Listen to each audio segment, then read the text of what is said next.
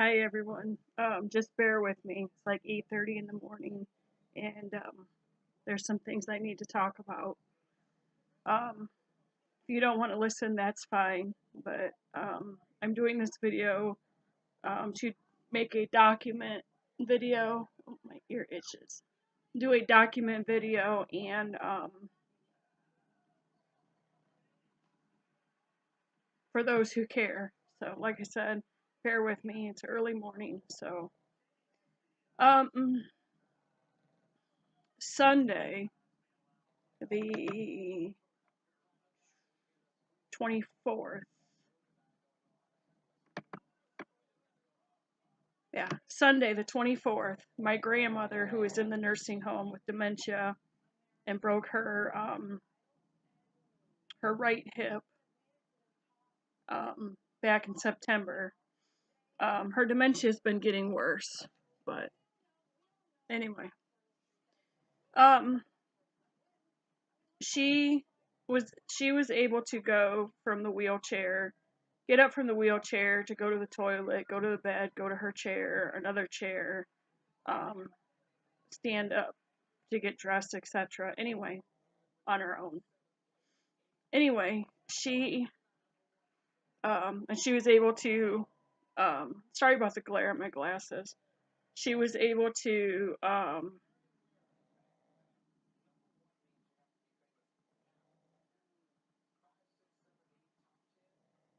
I'm not going to be able to get that glare off. Sorry. Um, anyway, she was able to do those things. And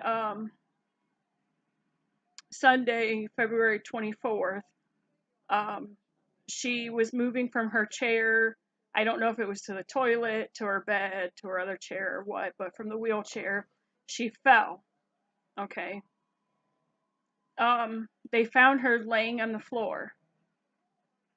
They don't know how long that, that she was laying there.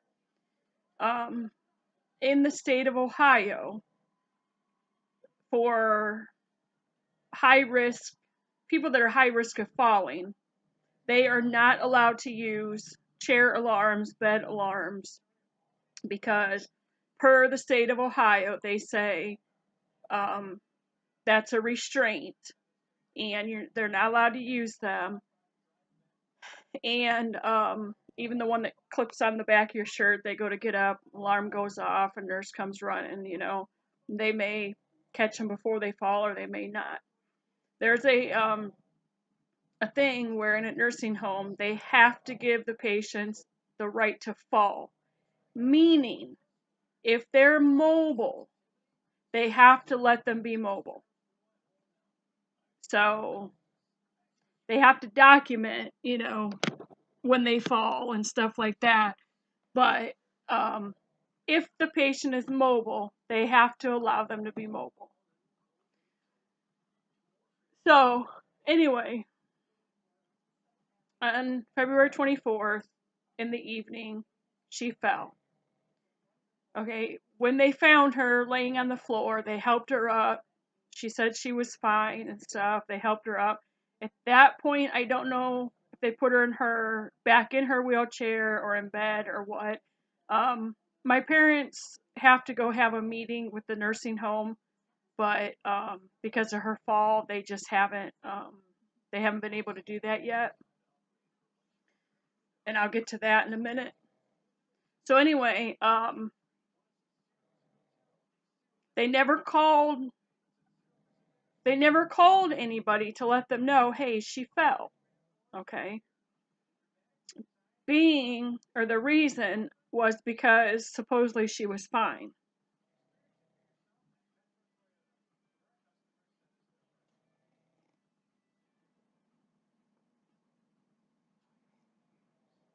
Sorry.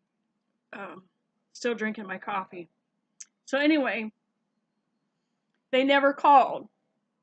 So come the next morning when she got up and they got her dressed, or she got dressed and ate her breakfast and sat in the wheelchair, or maybe the her recliner chair or whatever, I don't know.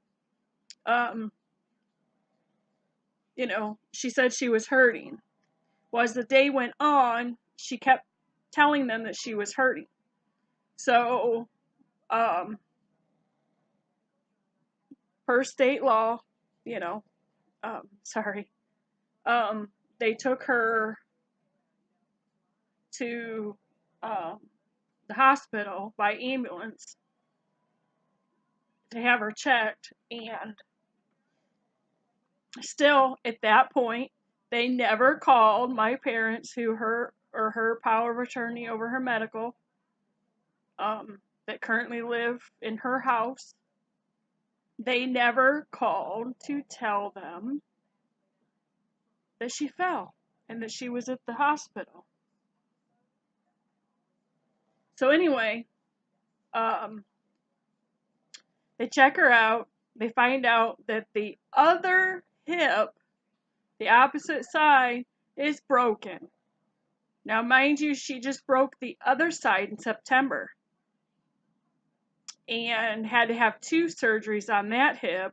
So she's still going through physical therapy for the other hip. Was making a lot of headway, you know, and she was walking, but only in therapy, and but they were making headway. So anyway, when she fell, she broke the other hip.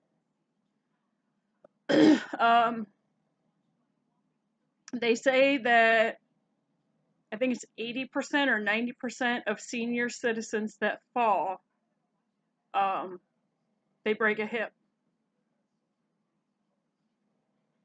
So anyway, they took her to the local hospital and they did x-rays and stuff, and they found that her hip was broken. And her dementia kicked in full force because of the pain, the stress, the confusion, etc. So they gave her an Ativan. But then she was complaining about the pain, so they turned around and they gave her excuse me for the words, for cussing, they gave her morphine. Okay? I don't approve of that. Because she had already had the Ativan, which is not for pain. But they could have gave her a Vicodin or a Percocet or an Ultracet, Anyway, they gave her morphine. They called my dad, not my mom, my dad, okay? They called him while he was on his bus route, because he's a bus driver. It was either shortly before his route or while he was on his route, to tell him what had happened. And to tell him that they were taking her by ambulance to Toledo MCO, which is over an hour away. So, after his bus route, while my mom works at the school cleaning, she had to be there at like 2:30 or 3 o'clock or something. Anyway, Dad gets home from driving bus around 4 o'clock. So, Mom worked until 4 and then left and went home. And by that time, Dad would be home. And then she could hurry up and change clothes or whatever, and they could go. Well, by the time they got there to the hospital, Grandma was knocked out cold because of the Ativan and the morphine. And when they got there, after she had got there, hold on, guys. Okay, sorry. They had got there at like 7:30, and she had already been there for a little while. They still had her in the emergency room and not in a regular room, even though she was being admitted. So, Mom said they sat with her and they walked around the hospital and they talked to doctors and this and that and whatever. Come like 10, 11 o'clock at night, they still had not moved her into a room. they had her in the emergency room. So they told the nurses and stuff that, you know, that they were going to go ahead and go, that they would be back in the morning because she was sleeping and didn't know, you know, that they were there and what was going on anyway. And so they were just going to go ahead and go, and they would be back in the morning. Well, they said that yesterday that they were going to do surgery. So, but anyway, by the time they left the hospital, went and found a place that was still open to eat. Um, and by the time they got home, it was like 1:30 in the morning. I don't know if Dad drove bus yesterday morning or not, but I called Mom around. Um, sorry, guys. I called. Whoa, this video is gonna be crappy. I called my mom in the morning around 10, and they were still at home, but they were getting ready to leave, and she said that surgery was going to be yesterday, um, if they could squeeze her in between other surgeries, because it was not life or death, it was not an emergency surgery, that sort of thing. So, sorry guys, I'm all sore and stuff. So anyway, they left and went there in the morning. Um, they left about 10:30, quarter to 11 to go, and they stayed there all day. Um, now I don't know if they let her wake up yesterday. I don't know. I haven't really talked to Mom because they were there all day, and it was about 6:30 last night that they finally took her to surgery. Mom posted on Facebook that it would be 3 hours. I thought she meant a 3 hour surgery. No, 3 hours total. The surgery, the waking up time, So, but the surgery itself, when they took her back for surgery, was like an hour, hour and a half. So Mom said they put a rod in and they put pins. Well, hopefully it'll hold this time because that's what they did to the other side. Because she has osteoporosis, everything came loose. So she went to a different hospital and they did a surgery where they put everything back in, but they put like cement stuff in there to hold everything in. So if they did not do that this time on the other side, she's going to end up having to probably have another surgery. So hopefully not, hopefully they did it like the other side. And this one is broke in a different spot. So this one is broke closer to the hip.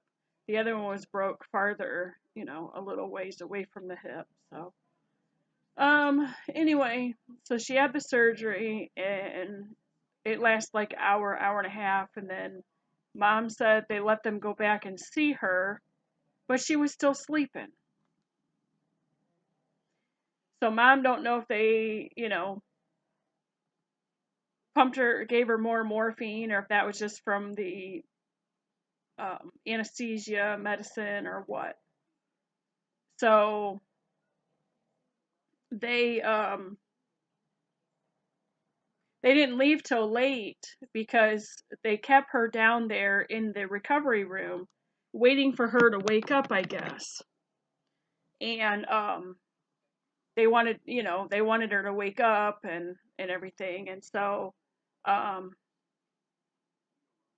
I don't know, like, if they wanted Mom and Dad to sit in the little recovery room, um,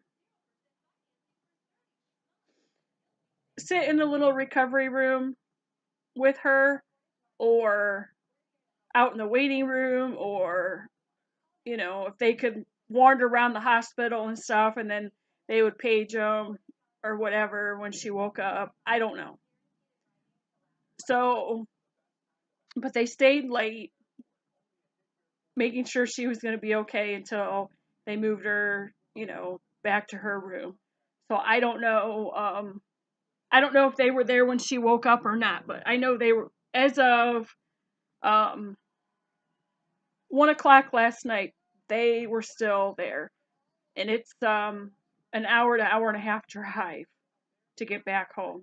So I don't know what time they got home, but anyway, so um, and her dementia has been in high force.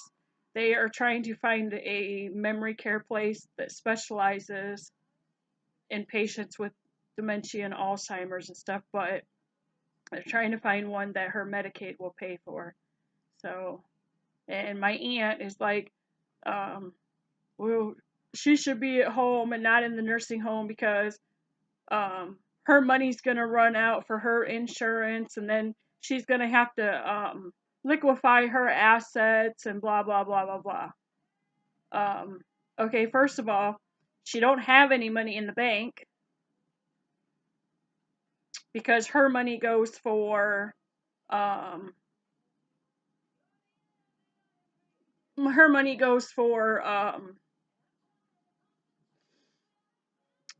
the house payment and just different things that her money goes for, you know. And so she, and if she needs shoes or she needs clothes or um, wants candy from the store, or, she don't have any money in the bank, you know. And she does own the house, the property in the house, but she's still making payments on from when Grandpa passed away, and it wasn't in her name, and so it was either move or buy it, and so she's like, well, I'm not moving. So she's making payments on that every month. So, but anyway, but my parents live there. Otherwise, the place would be sitting empty. And, but anyway, we won't talk about that. But she don't have nothing for them to take, And the house and the land and stuff, it ain't worth nothing, I mean, it is, but to an outside buyer, they would probably want to get rid of the house and just have the land. So, but I'm not going to talk about that. So anyway, that's what's been going on. Um, I'm kind of worried about her, but now that I know she came through the surgery, everything's going to be okay.